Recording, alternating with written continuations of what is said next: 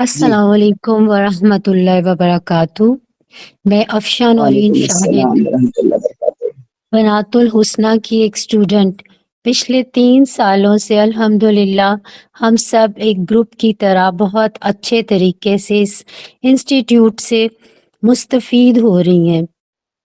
آج صبح میں نے ایز اے ٹیچر ایک کلاس لی، جو کہ اگر کہا جائے تو میری زندگی کی ایک بہت بڑی خواہش پوری ہو گئی، کیونکہ میں جب سے قرآن پڑھ رہی تھی تو روزانہ میں اپنے ہسبینڈ سے پریشان ہو کے کہتی تھی کہ میں کس کو سکھاؤں، میں کیا کروں۔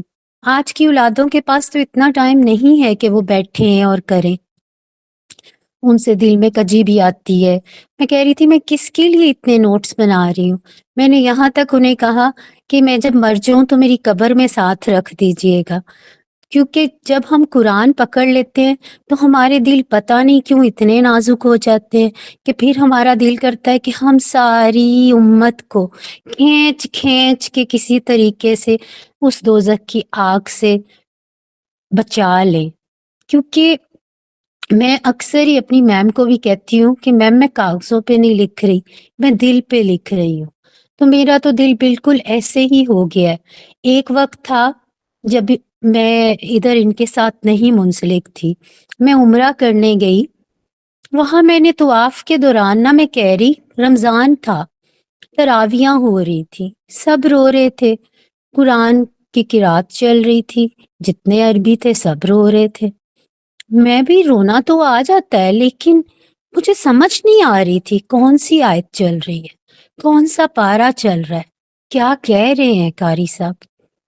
تو میں وہاں سے یہی دعائیں کرتی، طواف کے دوران میں یہی کہہ رہی، اللہ کوئی دن ایسا آئے میں تیرے کلام کو سمجھ جاؤں۔ اللہ ہم نے تو بڑا ہی برا پڑا، ہم نے تو ٹوٹی پوٹی تلاوتیں بھی نہیں کبھی کی، یہ کتنا پیارا پڑھتے ہیں۔ میرا دل اتنا ہوتا تھا۔ میری سسٹر ایک ساتھ تھی، ان کو میں نے کہا آپ روز کے 10 پارے پڑھتی ہیں، آپ مجھے بتائیں آج کون سا پارا چل رہا ہے، کون سی آیت چل رہی ہے۔